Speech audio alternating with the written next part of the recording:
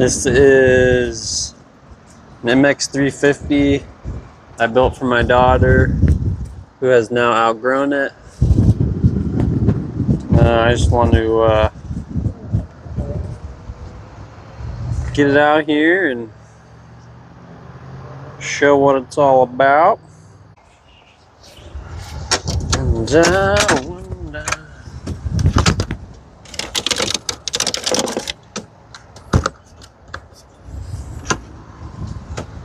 I am just so thirsty right now.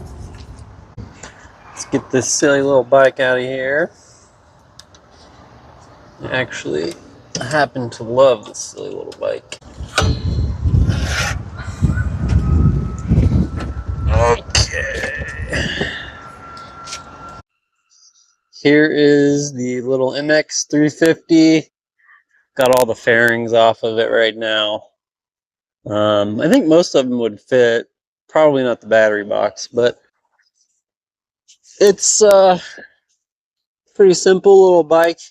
It's got a motor and controller from a SX500, so just the stock motor controller. So they're 36 volt. This bike comes with a 24 volt.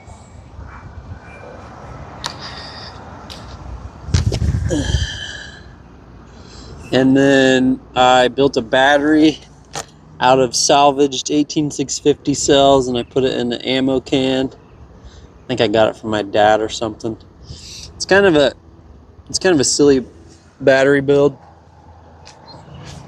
but it's also really cool.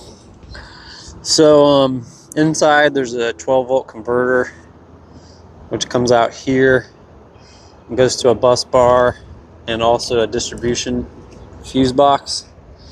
And the funny thing about that is I only have one actual 12 volt load or accessory on this bike, and that's this here bright as hell floodlight thing.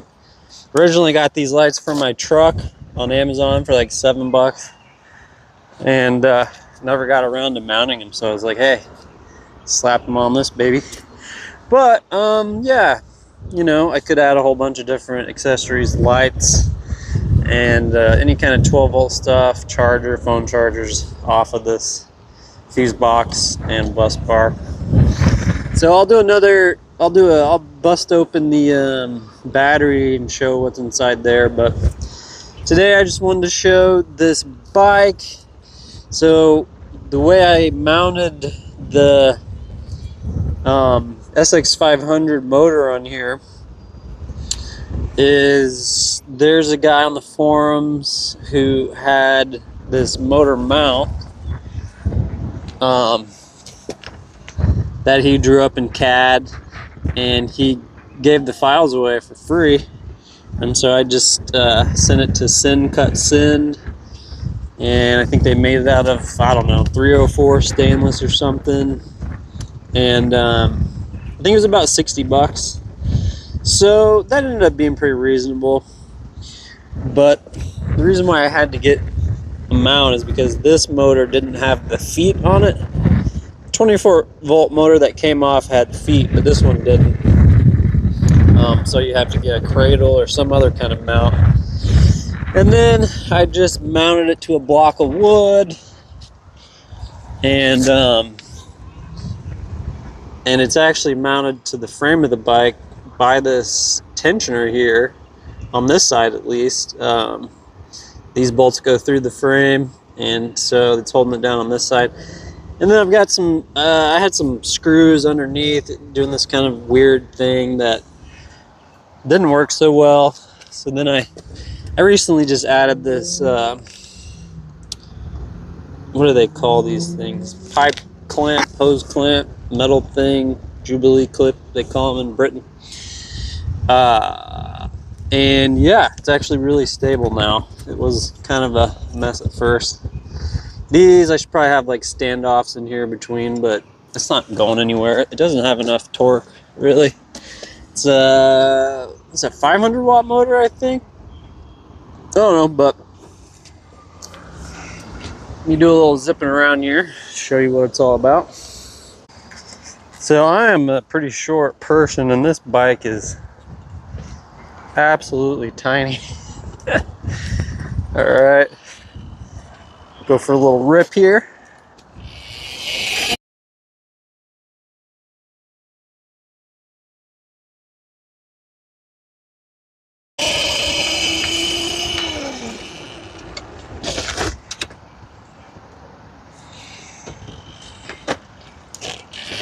Oh yeah. I'm not gonna try and do a wheelie, mostly because I don't know how. I mean, I get the idea. But this thing doesn't have suspension. When it comes down, it'll rattle a lot.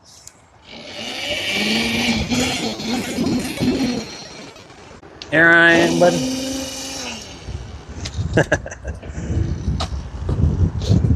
All right, let's take you over here. Let's get these on. Gotta look cool. All right. Tracking me, tracking me, tracking me, tracking me.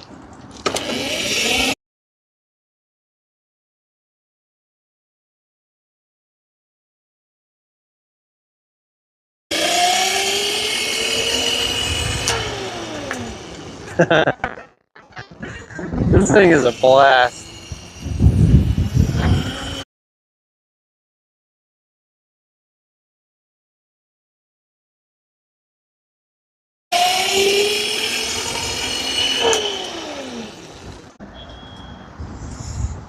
So yep, that is my mx350 build. I'm going to sell it soon, actually. My kid outgrew it. And I want to make them an e-mountain bike anyway, so we can get out on the trails. But this thing has been an absolute blast. I've taken it to a few like events. One overland event where it was just sprawled out for, you know, a pretty big distance, and I could ride this thing around anywhere without a problem. It'll go up hills even with me on it. So I like these a lot because they're so small. I can pick this up myself, put it in the car, take it anywhere. My SX500 that I got the motor and stuff from is much heavier, and I'm not too strong, so I struggle getting that loaded by myself. But this one's no problem. And the first generation of these have suspension on them. I know they have rear. I think they have little tiny front forks, so they're really sought after in the razor community. And I almost got a hold of one once, but it didn't work out. This bike, I paid, I think, 60 bucks for it. So I bought this for $60. It had probably been ridden like 5 miles or something total. And just trashed the lead acid battery as well. I didn't trash them. O'Reilly actually gave me $10 for each one. Not every O'Reilly does that, but some do, so you kind of just got to keep trying. AutoZone, O'Reilly. If you're lucky, you'll get they'll give you a $10 gift certificate for each battery. So anyway, I guess if you count that, then I think there was 2 or 3 batteries, so I really only paid like 30 bucks for the bike. And then I just took the motor and controller off of my SX500, so those were free. The battery I built out of salvaged cells that I got from an old e-bike battery and some other stuff I had laying around. So the cells were basically free. The BMS, it's just a 30 amp dumb BMS. It doesn't have Bluetooth or anything. I think that was 20 bucks. And then, you know, you've got the bus bar, which I had laying around, the fuse box, 5 bucks. So I'd say I'm all into this bike for,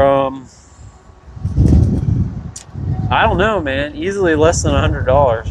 And it was really good for my kid when they were quite a bit smaller, but now they ride my SX500 and I ride my e-bike, which is out of commission at the moment, but I'll be doing a video on that soon. So yeah, let me get the battery out. It's pretty easy. One strap. Safety first always. And then unplug the 36 volt output. Unplug the 12 volt output. I did some quick connectors for the headlight. Just pop those off. Yeah, so here's a silly little battery, which I had a lot of fun building. This is one of my first battery builds. I haven't looked into it for a long time, so I'm kind of curious to see how it looks.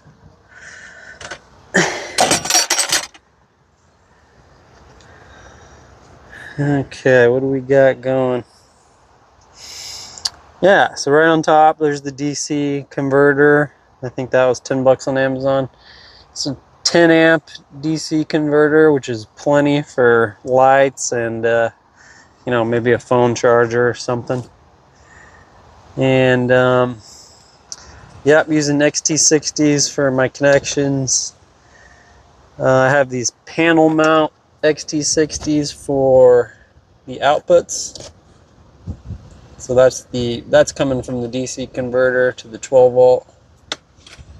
And this is the 36 volt charge / discharge port. XT60s. I got these little panel outlets on AliExpress for, you know, $1 or something.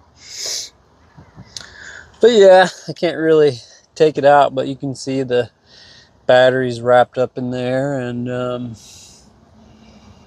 nice to see there's no moisture. And it's been, you know, it's been working great for being for using salvage cells. I think it's about 10 amp hours. Most of the cells tested around 2 amp hour, and it's a 5P, so I think it's about 10 amp hours, but it's in there pretty good, and it's never really come loose. I think I got this ammo can from my dad. I don't know, but it was perfect. It fit the 18650 cells just right. I better go for one last rip before I put it up.